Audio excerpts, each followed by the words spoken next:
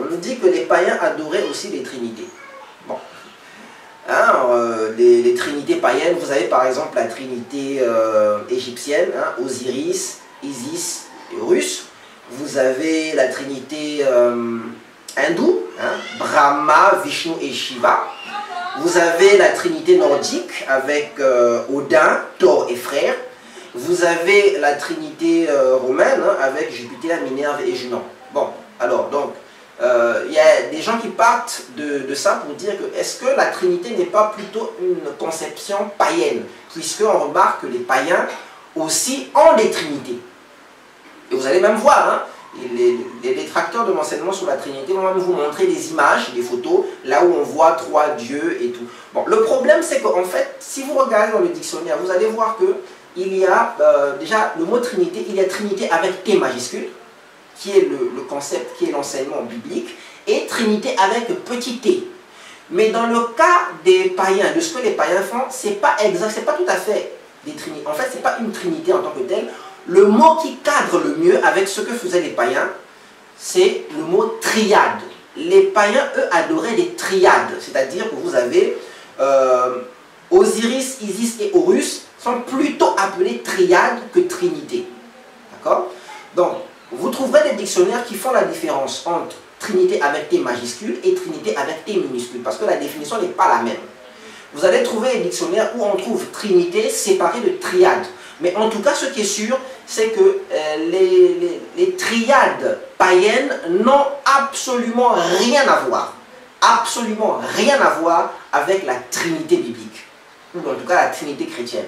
Venir dire que la trinité chrétienne est un concept païen, c'est vraiment faire preuve d'une mauvaise foi ou d'une ignorance pas possible. Les triades, vous ne verrez jamais chez les bouddhistes, chez les bouddhistes qui adorent la triade de Brahma, Vishnu et Shiva, vous dire que ces 3 dieux-là sont un. Ils ne sont pas un.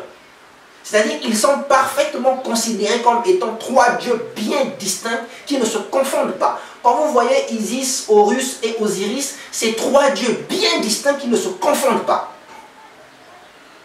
Il y a une certaine alliance, une certaine entente entre ces 3 dieux.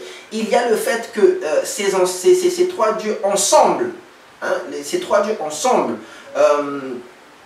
c'est-à-dire forment une sorte d'ensemble complémentaire. Il y a une complémentarité entre ces 3 dieux, entre les dieux d'une triade, mais ils ne se confondent pas. Il n'y a pas un seul moment où dans les triades, on va confondre Osiris avec Isis ou avec Horus.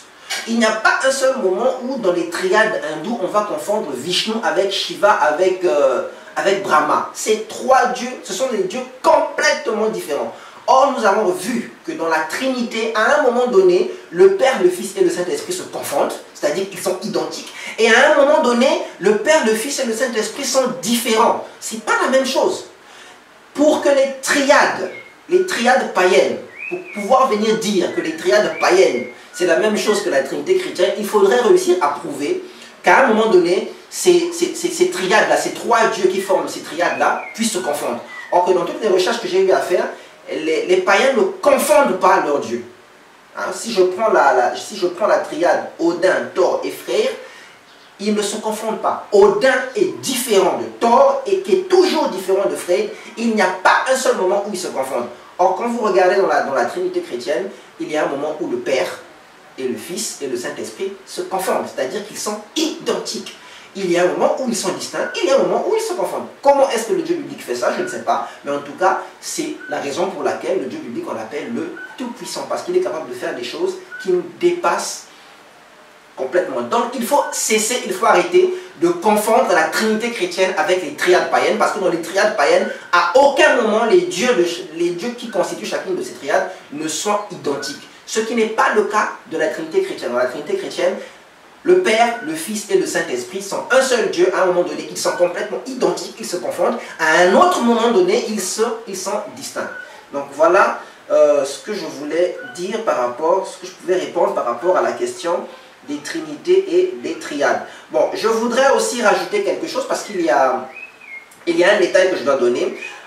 Écoutez, c'est pas parce que aussi une notion qui est dans le christianisme apparaît chez les païens que cette notion-là est mauvaise.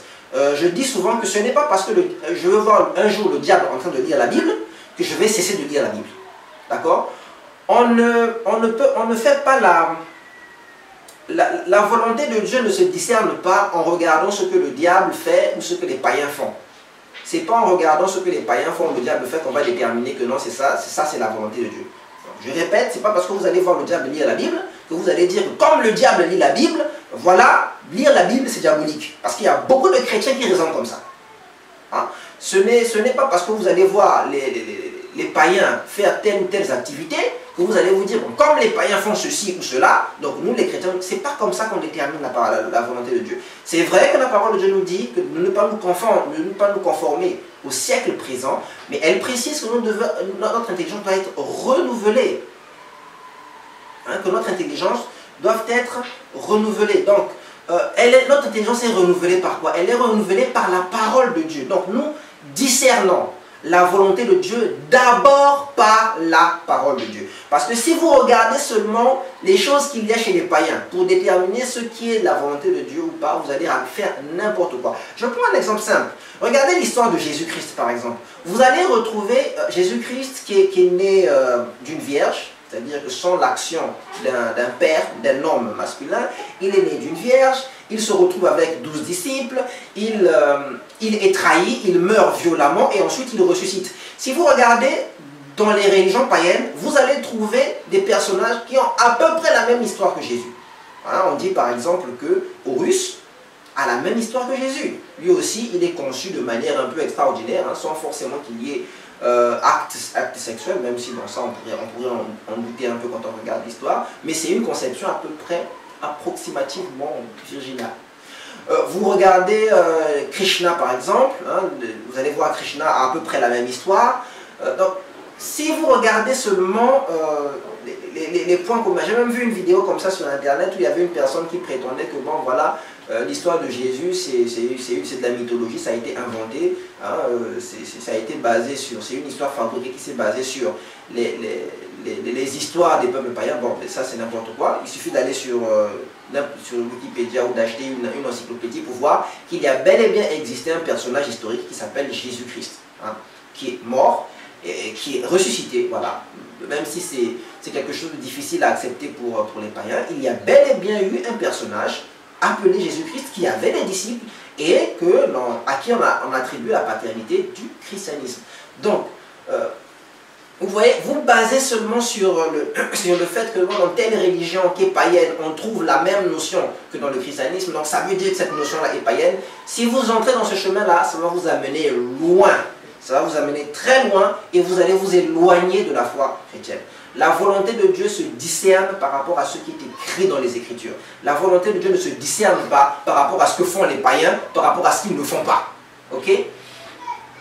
Donc voilà ce que je voulais préciser. Donc c'est pas parce que, même si quelqu'un réussissait à prouver que la Trinité biblique est identique à aux Trinités ou aux triades païennes, ben, c'est pas parce que les païens partagent certaines notions avec les chrétiens que ce que les chrétiens enseignent, c'est faux.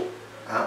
Donc, ou c'est païen, ou il faut le mettre de côté. Ça, c'est un raisonnement qui ne vient pas de Dieu. Si vous êtes chrétien et vous appliquez ce type de raisonnement, dès que je vois un païen faire quelque chose, ou dès que je vois le diable faire quelque chose, donc ça veut dire que ce n'est pas la volonté de Dieu, et bien très bien, le jour où vous verrez le diable lire la Bible, vous cesserez de lire la Bible, tranquillement.